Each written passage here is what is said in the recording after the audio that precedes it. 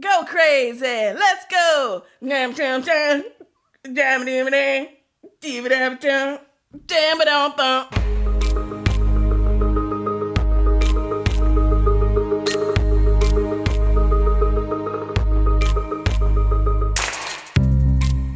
Hello, and welcome to the latest episode of the Star Trek Discovery Recap Freakcast. I'm your captain, Anita Sarkeesian, and I'm back, and just in time for another for what? episode. For more Pike chat?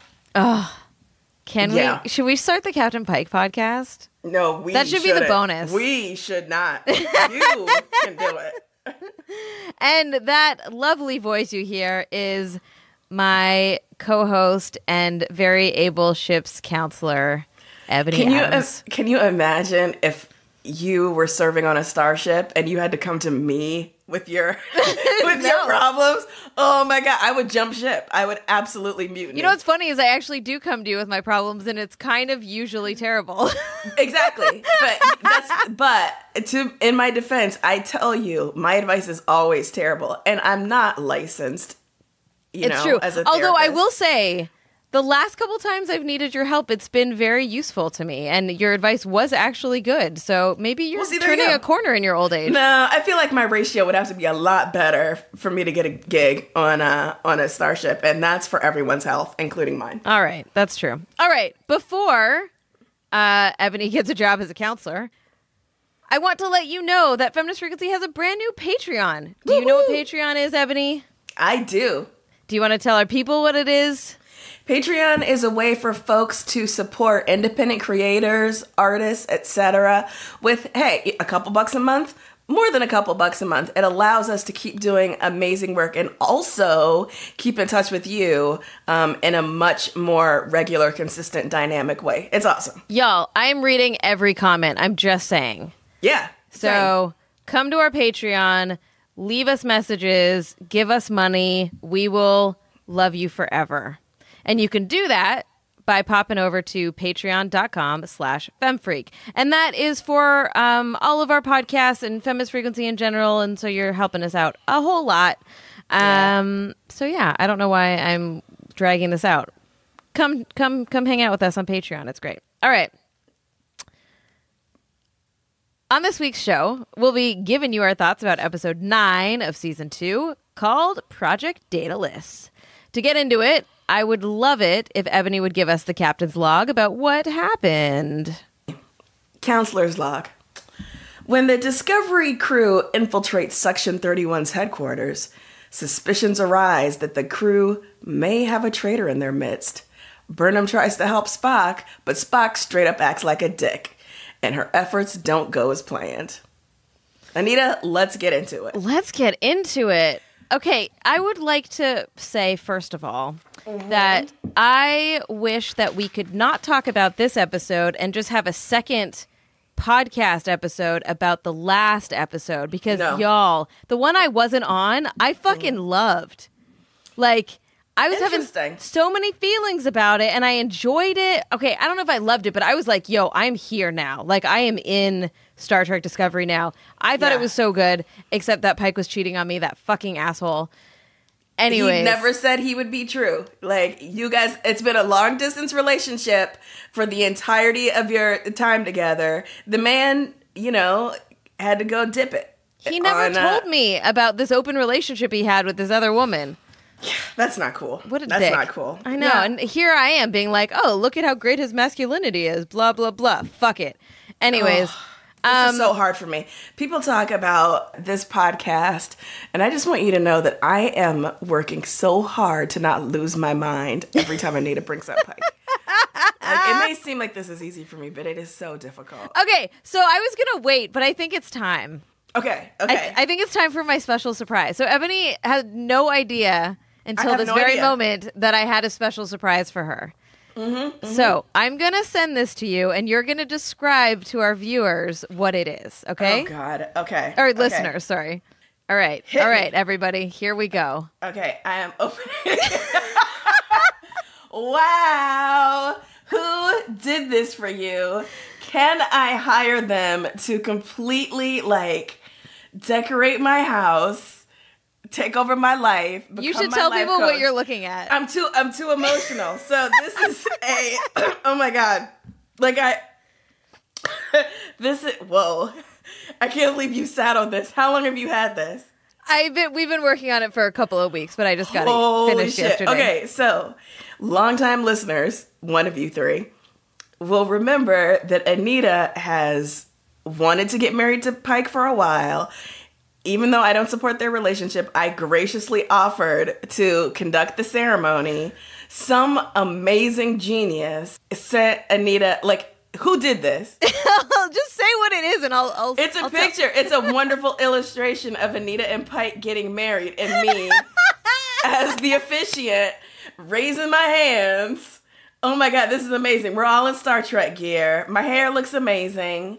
Holy shit. Y'all, you do not know how good this is. I have been dying to tell you about this. I wouldn't have been able to keep the secret. There's no way. If I had this, I would have told you about it immediately. Yeah, well, I'm better than you. All right. So there's a story behind this, but first I want to shout out the illustrator. His name is Berez Marduki. And you can find him on Twitter and Instagram, and I will link his info in the show notes so you can all go look at it. I will also link the image so you can take a look at it, but you know I'm going to post this fucking everywhere. Me too. It's and you know what's great about it is that my expression, it could be me being happy for y'all, but it could also be me saying, this is bullshit. Totally. It's perfect. So Berez hit me up on Instagram and was like, I want to do the drawing, and showed me like a rough sketch, and I was like, oh, holy shit. And so we like, wow. This is all him. It was amazing. But I said that I really loved the evil universe outfits. And so that's why we have that. And I loved Giorgio's like slick one side straight hair. So that's what I got. Yeah. A fun story. Remember, Ebony, when you were at my house this weekend and I was like, oh my God, your hair looks so great. Can I take a picture? No, this is clearly my hair from this weekend. Yeah. Because he was like, look, I don't know what to do with Ebony's hair because hair, like the hair report, and it's a really big deal and I don't want to fuck it up. I was like, oh my God, I have no fucking idea. Like Ebony changes her hair every week. I don't know what she would want. And so I took those photos of you so I could have him do your current hair. Y'all, I'm not going to be able to do this episode. I'm going to be staring at this. I can't even look at my notes. I can't wait for you to see it. I can't wait for you to see it. If you can, like, oh my God. Anita, is it time for us to like start actively requesting more fanfic? Yes, of us? Apparently. Fan art, I should say. I'm sorry, not fanfic. Oh God. Fan art. He also has graciously offered to change your hair to whatever you want it to be. So there are editing capabilities here. I don't know, I kind of love it. I mean, like, my face is my face, so it doesn't... Which is amazing. Shut up. Well, yeah, no, it is amazing, but there's a lot of forehead to be dealt with there. So, did you just say there is? Yo, why do I do this show? You are so wrong. You are so wrong and so mean. Anyway. Also, the image is slightly disturbing because I do look like I'm 14 and Pike looks like he's 50, but that's fine. I still love it. Okay, yeah. I'm going to pretend that I'm just like really young looking as an adult, as a 30-something adult. Is your expression, because you are looking up at him with just like this entirely unearned, worshipful love. But whatever. Godspeed. All right. You're right. It's going to be hard to do the episode after this. I can't wait for you all to see this. You're probably going to stop listening just to click on the link to see it, which I don't blame you because it's so good. Yeah, Also, go check out all of his other work. He has some really awesome fan art of Star Trek Discovery in his portfolio that I was super impressed with. So shout out, Berez. You're amazing. Thank you so much for doing this. Oh my God. You just made our day. You really did. You really did. Yeah, forever. All right. Even though I don't want to talk about this episode, we're going to talk about this episode. I am disappointed because last week's episode I really enjoyed a lot. And this one I was like, I'm like, okay, it's starting out rough. And I was like, oh no, it's just not a good episode. Like the whole thing kind of sucks. I've been waiting for this episode for a while because I knew Jonathan Frakes had directed it. And as we discussed before, he's such a great director. Yeah. And obviously knows Star Trek in and out and manages to get like the tone and the look and the pace of a story so right a lot of the time that it took me a while into the viewing of this episode to be like, you know what? I'm kind of bored by this. There were parts I loved, as there are always parts I love. But for the most part, I just felt like, once again, things are either, we have these, conversations with folks in which the emotional import is delivered in dialogue that's really, really on the nose, or there are, these moments of narrative progression that just seem like endless setup. So, you know me, I love a big season-long narrative arc or series-long narrative arc.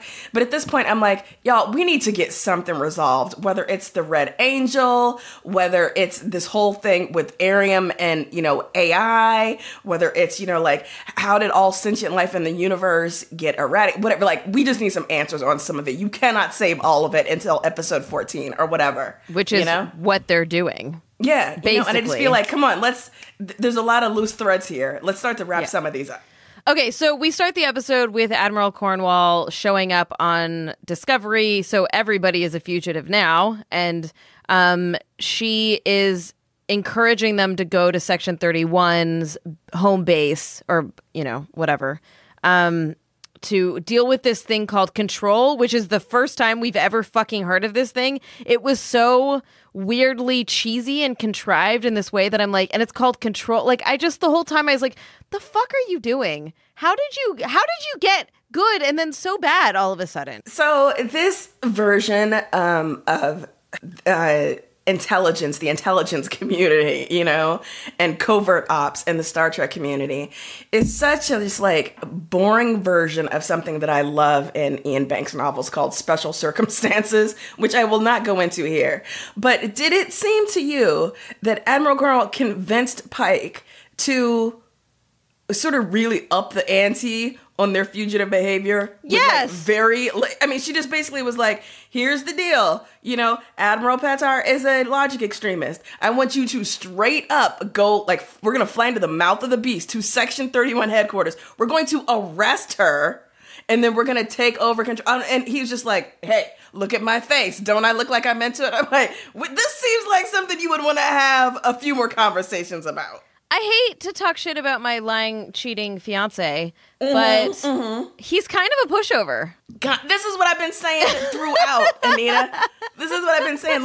There has to be a difference between being an authoritative asshole and being a decisive leader. And he straight up sometimes seems like, hey, whoever has the best idea in the moment, I'm into it. Let's do it. He really does. It's really, I've been trying to pretend that that's not the case, but... and sometimes I think it's really nice how collective he is in the way that he operates. But this, she didn't even make a compelling point. I was like, what? No. Can we maybe figure out another, we're going to get caught if we go to this place. So, are there other options? Are there other ways around this? All of a sudden it was the most urgent thing. And you're like, well, isn't the end of the world the most urgent thing? Because everybody believes Spock. So, yeah, well, that's the other thing. For the purposes of moving the story along, everybody just believes things immediately, right? But under whose authority is Admiral Cornwall going to arrest Admiral Patar? How did Admiral Cornwall even get in contact with Discovery? Who knows? Why did Discovery allow that contact to happen if they're fugitive? I honestly thought it was going to be a setup, because it seemed too slick and too easy. And so I thought when they started flying towards Section 31 and the mines appeared and whatever, and Admiral Cornwall was like, I'll send you the route. I thought it was going to be like, you know what? You fell for it, you big ass dummies. Of course, why would I throw my lot in with you dumbass fugitives? No, I brought you in, bring Spock over, etc. I do have to say the twist that, Admiral Patar was dead, and that Control, or what I assume is the computer intelligence wing of Section 31, was had been running. We knew Arium had been compromised, but the fact that we learned sort of what's behind it, that was very chilling. When she finally lets loose, it was very scary. Yeah, and also, I feel like this whole episode is going to be highly illogical. I don't, it's just, there's so much already. Wouldn't they know when the hologram of Patar comes on screen and they're like, we're sending a ship over, we're going to board you. Wouldn't they know that there was no ship, or was the idea that that Control is feeding false data to their sensors. I think that was it. I had more of a question about that, the hologram of Spock killing the Section 31 operatives and the health facility technicians. And it seemed like Saru figured that out, and it seemed so basic, like, oh, look, he's a hologram, there's no heat signature. And I'm like, that seems, I don't know, like something they would have figured out earlier when they were testing the veracity of that piece, right? Like, this is not real. Like, we've done electrical tests on this thing, and there was actually no one in the, I don't know, whatever. And when Pike is like, Saru, you need to go on this mission, he's like, nah, I kind of want to work on something else. He's like, okay, Michael, you go. And you're like, what the fuck? Everybody does whatever the fuck they want on this ship. So do you remember when Ariam is on the bridge, and she's, supposedly helping Tilly decrypt the data from the sphere, right? And Barzan is lurking around in the background. Her name's Nan. Her species is Barzan. Oh, sorry, Nan. Is lurking around in the background. And I'm just like, okay, you are currently under attack by Section 31 mines. Everyone on the bridge is working at their utmost capability to keep y'all asses alive. Nan is lurking in the background, sneaking around. And I'm like, does no one notice her just like playing this cat and mouse game? Plus, she's super visible. How did Ariam with her cybernetic augmentation not notice? I mean, Nan looked like a 3-year-old playing hide and seek back there. At no point is someone like, hey, as chief of security, we could use your input here. Right. We're being attacked. I just, I had that exact note. I was like, what the fuck is going on? And then, there was just things that were just so heavy-handed in a way that I thought was unfortunate, right? So when Ariam is like, those things give you oxygen, you're like, oh, fuck, you're going to rip those off her face later. Yeah, exactly. And then she does, right? You're just, whatever. The other thing that I was so Also, why would you ask? You couldn't look that up? That just seems like telegraphing your intent, right? Well, exactly. That's if someone said that to you, wouldn't you be like, I should never, ever be around this person? They're going to try and take off my earplugs. And the intelligence knows better than to be hostile because everything else has been sneaky. So, anyways, the thing that really pissed me off about all of this is that we finally got backstory on Ariam, which was fascinating. That she's only half cybernetic. Yeah, she's cybernetically augmented, and then they fucking kill her. Yeah, I was so excited when I realized this was going to be the Ariam episode that I had been waiting for. My glee was tempered right off by the discovery that she's, I knew that she was, cybernetic human augmented, because I had learned that like a couple of weeks ago, but I had forgotten it conveniently. And so it was like a revelation all over again that she wasn't. I so wanted her to be alien, and I wanted there to be like just tons and tons of information, like world building about her species and how she ended up on the Enterprise. I still want to know like how she came to be, who she is, and where she is. And I want all of that. Yeah, also shout out to, I think her name is Tamara Deverell, the production designer on this show. This show looks amazing. Doesn't it? No matter what is going on story-wise in the show, like, it looks fucking amazing. And Ariam from the beginning, I cannot, she is fucking fascinating to look at, Yeah. Just the interplay between, like, textures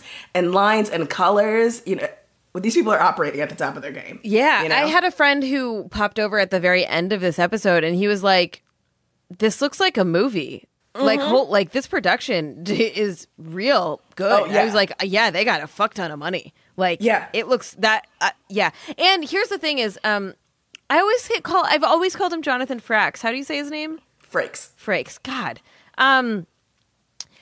You can see the direction, even though the script and the story is so stupid. Like, there were some visual and cinematic or cinematography moments that I really liked a lot and like added another layer to it. So I think that that's where we see him and his directing vision come into play.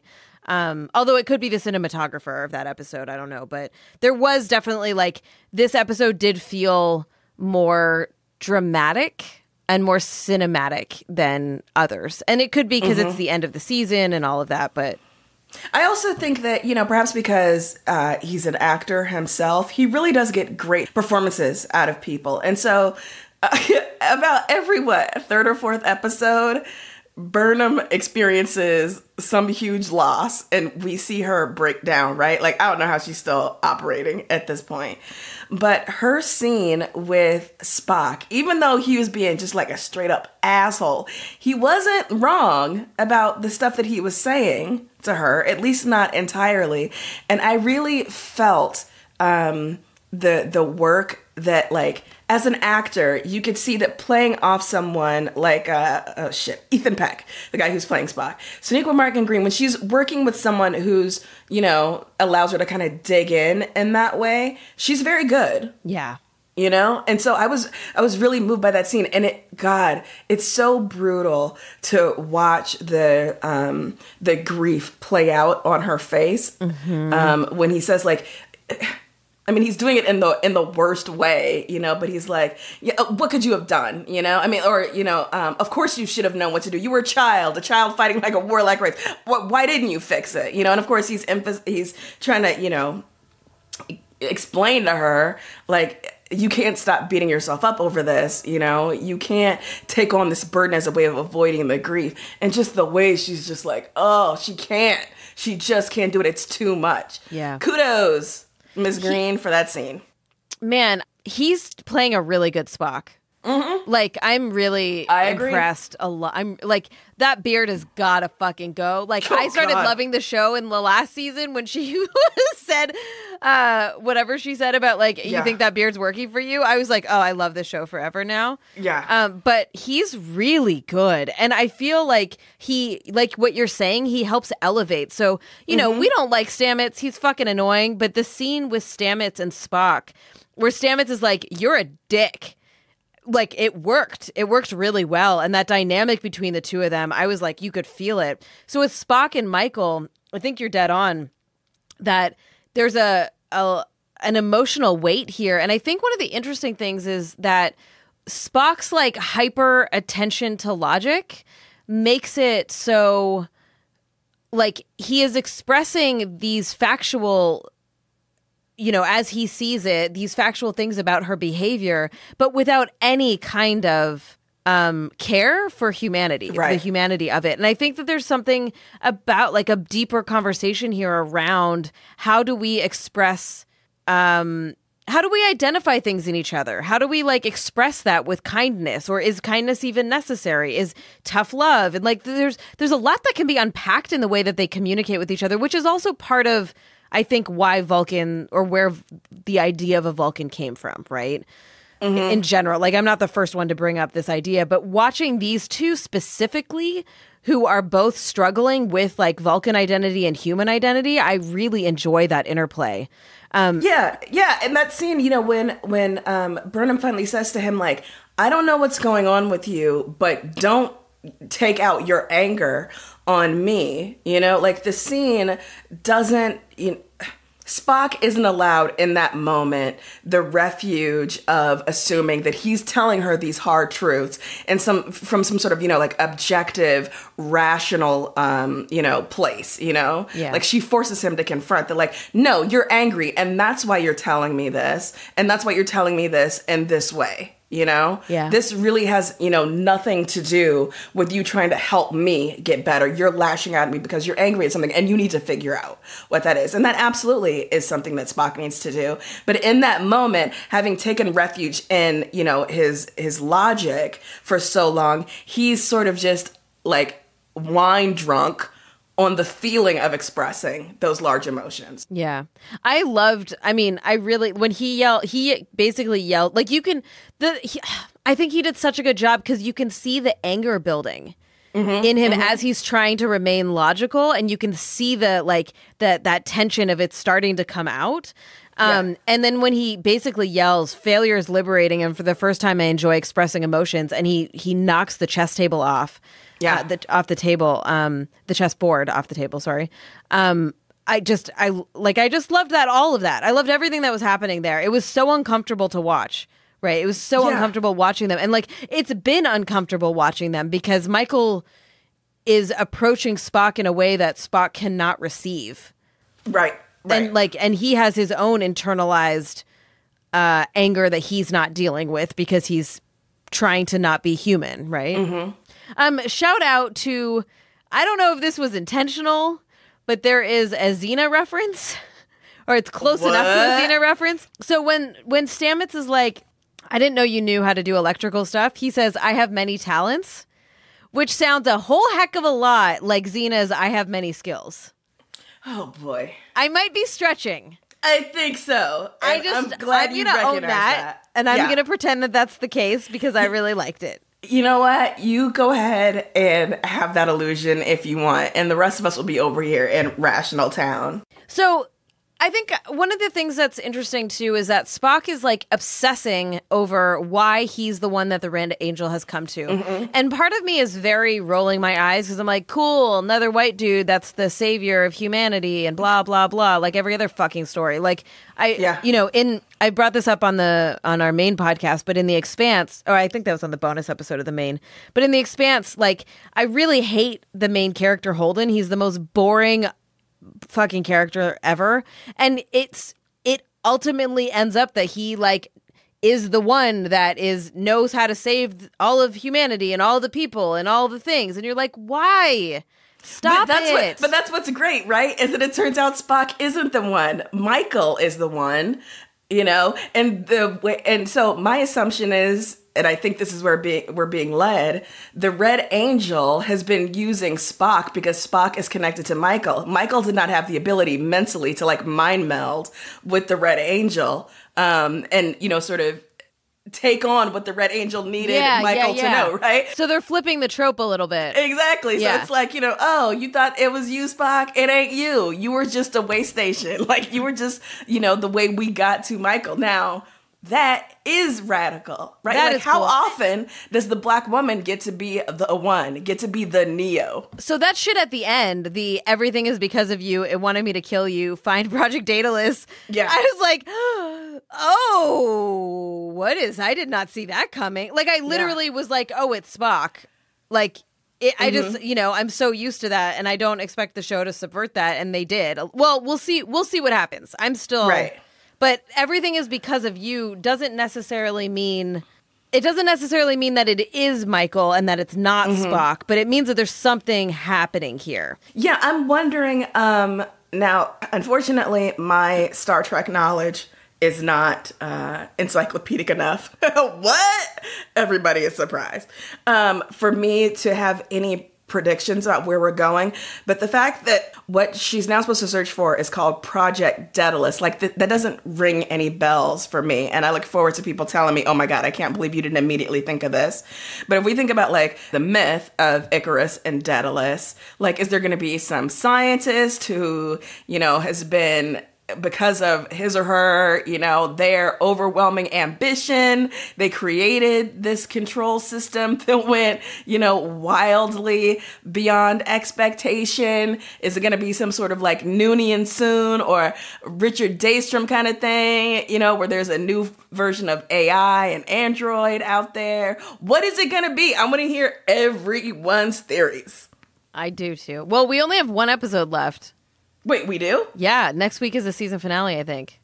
Shut the barn door. I thought it ended at like episode 12. Damn, I'm not ready. I mean, I think so. It didn't say season finale, but I don't have anything left on my calendar, and we mapped it all out, right? Yeah, but we're wrong about so many things. That's true. Yeah. I think next week is the last week, but we will find out, I guess. Okay, you would think I'm looking this up. Yeah, right do it, now. You keep talking. In the next episode, blah blah blah. It didn't say like the season finale of blah blah blah, but I think that it is. Also, how long can they drag this shit out? Like, it's got to wrap up. Oh, listen, Anita, come on. I know. Why did I say that out loud? I will say that I was very disappointed in the Michael and Tyler making out in the previews of the next episode. I think I may have guffawed out loud. Oh, yeah, for real. Okay, so I'm looking at Wikipedia, which obviously is never wrong, but it has here at least through episode 11. I thought there was at least 12, but we'll see. Well, what are we? What is this, 9? Yeah, this is 9. So we know that next week is called The Red Angel. The one after that is Perpetual Infinity. All right.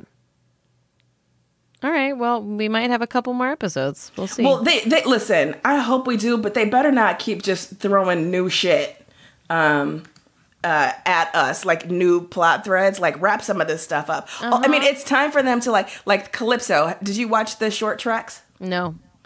Oh, you gotta watch it. All right. I'll watch it before next week. Okay. I say that. No, I won't. I'm going to be at GDC next week. It's 10 minutes. It's 10 minutes. Watch it on the plane. But no, because we had like one of the theories being floated about who the Red Angel is directly related to that short track, and it is so good. You got to watch it. All right. So cool. Yeah. I think the only other thing I wanted to bring up, which is not super relevant, but it is about my fiance. Oh God, yeah, I can't wait for y'all to see this image. This is so good. It was about it was just this episode. The writing was so clunky. He was on the bridge, and the Admiral Cornwell was like, you sat out the war because if they lost us, we wanted the best of the fleet to survive, and you are the best of the fleet. And he was like, oh, yeah, I know. Right? And I was like, I thought it was really sweet, but at the same time, like, it's so weird. Like, that whole interaction was so fucking out of left field. Well, and also, she's saying that in front of the crew of the Discovery, which is wasn't not the war. that crew. So it was like, she was like, we kept all the best people behind, not you assholes. That's exactly what I was thinking. We wanted to make sure that you were safe. Yeah. You know? Oh, boy. Such a boy scout. Okay, one thing I noticed, and I notice in a different way each week, and I'm so in love with how many women are on this show. And yes, it's gotten to the point where I expect that if a new character is introduced and it's a figure of authority or someone remotely interesting, it's probably going to be a woman. And I absolutely love that. I love that the production team behind this show has a huge preponderance of women. And I love it on the show itself. It's completely unremarkable and it makes sense. And the reason why I'm pointing this out is because I noticed for the first time, and I'm sure this has happened before and I just didn't pay attention, but the away team, when, it's Burnham and Non and Ariam go to the Section 31 headquarters, I was just like, is this the first time I've noticed like an all-female away team? There's no just like masculine energy there. There's no, cowboy bullshit. There's badass for days, every single one of them. Like, they can handle themselves physically. But just the fact that there was no dudes there, I fucking loved it. And it wasn't notable at all because in the universe of this show, most of the crew that we interact with, the main crew, is chicks, right? Like, yeah, we see Bryce and stuff, and we see Pike, okay, whatever. But we see Tilly so often. We see Owosakun so often. We're seeing Detmer more, Ariam, Burnham, there's Dawn. I love it. I loved Owosakun in this episode. Like, I want so much more of her, but they gave her a lot of opportunities for a lot of really great looks. Yeah, she had some great reaction shots. Yeah. Yeah, I feel you. And I was like, I actually noticed we are so in sync, Ebony. I actually was like, so it's Owosakun and Kayla who are in the front and who are controlling, who are pilots and shit. And I was like, oh, it's 2 women. Yeah. And like it just occurred, like I know that they've been around and it's been this configuration forever, but it finally occurred to me that I'm like, that's cool. Like we talk a lot about how like some of these characters are not getting the as much time as we would like, but I still think that there's a lot of value to having them be prominent, regular, recurring, competent members of the crew. Yeah, the fact that, Pike is literally the only white dude on that bridge is huge. Yeah. Everyone else is although it's annoying that he's in charge. Oh, yeah, absolutely. It is. And we've talked about that. And we will continue to do so. But it absolutely matters that everyone else, is not a white dude, Yeah. Do you think that it would be different if it aired on TV? Do you think that they can get away with this because it's on their streaming service? I absolutely do. Yeah, I do too. But I am really, I'm overjoyed by the reaction to this season. You know, occasional boring episode notwithstanding. I've really enjoyed the second season, and it seems like a lot of other people are too. And so to know that Star Trek fans are really, really like digging in to this, and the version of Star Trek that we're starting to get, this just shows you what's possible, you know? Yeah. Yeah. It shows you what's possible.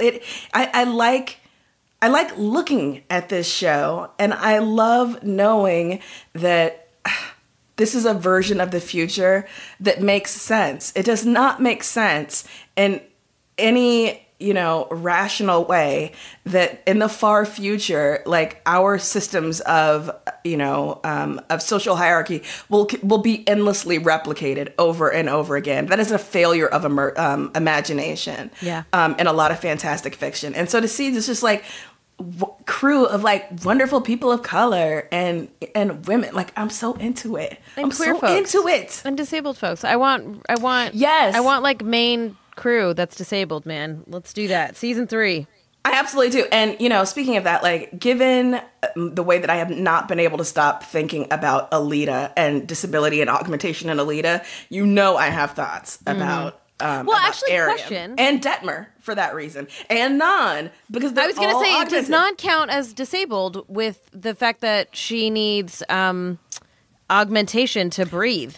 Exactly, like she needs modification, right? I don't think the show is asking these questions, but I would encourage us to ask ourselves these questions. What does it mean to be disabled, right? You know, in what ways do we offer that label or apply that label, like contextually or in a situationally dependent way? To whom do we deny that label? You know, at what points are we saying, you know, like this person is disabled, this person is not, even though it, you know, we may be talking about modification of the same sort, but you know, like how much of our understandings of like, this is problematic, but like the original body, you know, when it comes to someone who's been like augmented or modified after birth, you know, like how much does that determine what we understand about someone's augmentation and whether they're disabled or not? You know? I don't have the range to talk about these things, but I think them, and I would love to have a conversation about them with anyone who wants to pop up in my mentions. Yeah. Well, and also there's a question of invisible disabilities and, like neuroatypical, which we talked about a lot in season 1 with Tilly, but I feel like that it's not an active, relevant part of the show anymore. It's just like Tilly is a little and I don't know quirky. how I feel about that, you know? Yeah, like it's just something that's accepted so much, you know? Well, but I don't think that Tilly exhibits the same kinds of, I don't know, is it that she's more accepted and that's great? Or is it that like they're just not dealing with the conflict that could occur? Right. You know? So some things to think about. Mm-hmm. Do you have any highly illogical? I think we covered a lot of it. I actually do. Speaking of Non and her breathing apparatus, when it was ripped off, I was like, I wonder, couldn't she like put her helmet back on and get some help there? Like, I recognize in the moment you're panicking, you're not thinking straight, but I feel like there would probably be like some sort of automated system that would determine your body was in distress. Well, and like, they just push a button and it comes off. So you push a button and it comes back on. Which looks fucking awesome, by the way. I was like, really I am here for that. Yeah. No, that was my main highly illogical. Like, okay, my highly illogical is from last week's episode, so humor me. Okay. Why couldn't Spock just mind meld with Michael instead of going all the way to Talos? And additionally, why is Spock all of a sudden able to talk again on Talos even before any of that shit happened and then is totally fine afterwards? Well, Anita, I don't have answers to your questions. I have moved on from last week's episode. Fine, all right. Also, I am not a hardcore Pike lover like you are, so I clearly did not get as invested in last week's episode as you did. But I will take your questions under consideration, and I will prepare a report and send it to you in the morning. I mean, I feel betrayed by Pike. That I was like, have I ever been angry with a fictional character before? Because I feel a little bit angry right now. Yeah, well, like I said, I have zero sympathy because if you had been watching the original series like a true fan, you would have known that Pike had been with Vina. So your surprise is your own fault. I saw the clips at the beginning, the last time on Star Trek, and I was that was so good. It was hilarious, and I was like, yeah, I'm not missing anything. I'm not going back and watching that show. What? All right, let's do the hair report. I don't have a lot to say. I do. This week. Really? I thought Burnham's hair looked pretty good at the beginning. And then it did. It looked at the beginning of the episode. It looked pretty good. It looked moisturized. It looked like they figured out like the humidity situation in studio.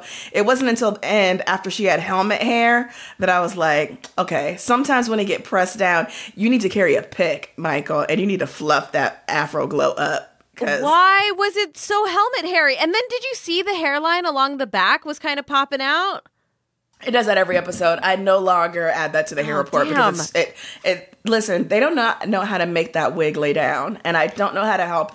I was looking up pictures of her, and like, she is gorgeous, and she has beautiful hair, and I don't know why they decided to like do what they did with her on this show. There has been a really interesting discussion going on social media lately from Black actors, models, etc., talking about being on set and not having anyone who can do your makeup or who can do your hair, and how this is a perpetual problem, and how most of the actors who are posting about this were saying, "Oh yeah, I come to set having my hair done."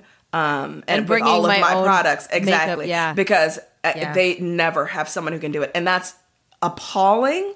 It should be contrary to labor practices that people are having to take on this burden that effectively decreases the amount they're being paid when white actors do not have to do likewise. And so I wonder if Sonequa from the beginning was like, oh yeah, short hair is great. Y'all not touching my hair. You're not messing with my hair week on week. So you need to find a wig because you're not putting your hands up in my glory. Nope. I hope that's what happened. Mm-hmm. All right. Song. Do we do the theme song now or do we do the ratings? I don't remember. Give me some time. Let's do the rating. All right. All right. I rate this episode a 4. No, see, here's the problem. Are we rating it? You're the problem. The problem is, like, am I rating it on a curve of season 2? Because of season 2, I think this episode is like a 3 or 4. Like, I thought it was really bad. But in the larger out of 100? It can't possibly be as bad as anything from season 1. Well, it wasn't as, season 1 was so full tilt boogie bananas. Boogie bananas! Even when it was terrible in kind of an interesting way. Like, I couldn't look away. It was so just amazingly bad.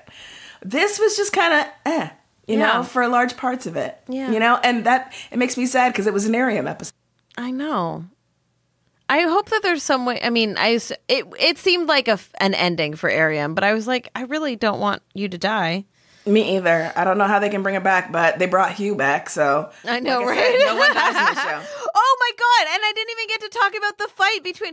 God damn it! I can't believe I missed last week. That was the episode. Here's what you need to do. You need to take your recorder to GDC, record like a little bonus, and we'll upload it because you missed Too late. So much. Too late. You can see my tweets. Okay. All right. Yeah, that's my rating. What's yours? My rating is, I'm going to give it a 4 forward. It doesn't get a 10 forward. It gets a 4 forward. So what happens in 4 forward? Not much. And that is not much, but that's what we're holding. That's where we're holding your wedding reception. Oh, hey. Mm-hmm. Hey. I can't wait for people to see this picture. Anyway, here's my song. So here's my song. I can't Ladies wait and to share gentlemen, I don't know how I'm going to not share it tonight. Like, we have to wait till this comes out at least. But man, it's so good. Y'all are going to love it. You are going to love it. And I want you to plaster it everywhere. Dearly beloved, we are gathered here today to marry Anita and Pike. Is that your whole song? Commander Pike. Wait, I'm trying to remember the words to Commander Pike. It's mighty fine captain, but there's something else. The afterlife. The afterlife. A world of never-ending happiness where Nita and Pike make out all the time. Day and night. And night. So when you call up that shrink named Ebony on... Hills, you know the one, God damn, it'll be all right. You know I know this. Yeah. Go crazy. Let's go. Can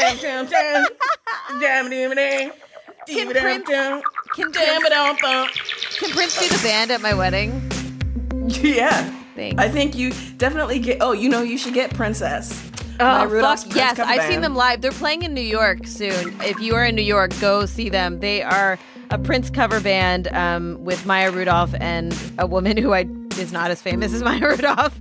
And yeah, they're supposed to be amazing. I've never seen them live. They're so good. Their cover of Darling Nikki is so good. Check it out. All right, y'all. That's it for this week. Join us next week and maybe the week after. We don't know how many episodes are left. We're here till the end, though, everybody. If you like this show, please head over to patreon.com/femfreak to become a backer. You get all kinds of cool shit, including bonus episodes, access to our main podcast, AMAs. Oh my God, you're really selling it, Anita. Could you sound more disinterested? I spent 2 hours on Patreon today, talking to people and responding to comments and shit. I am here. So y'all come hang out with us. And you can hang out in our Discord, which I now hang out in a lot more than I used to. So, look, you get more time with me. And if that sounds terrible, then don't. But you can still back us and not do anything. It's fine. Patreon.com/femfreak. We love you. Yeah. Shout out to the amazing illustrator of the picture that you may or may not have seen yet, Berez Marduki, who is amazing. We love you. You made everything the best. I will link all of your Instas and Twitters and all of that shit. Go check out all of his work. It's so incredible.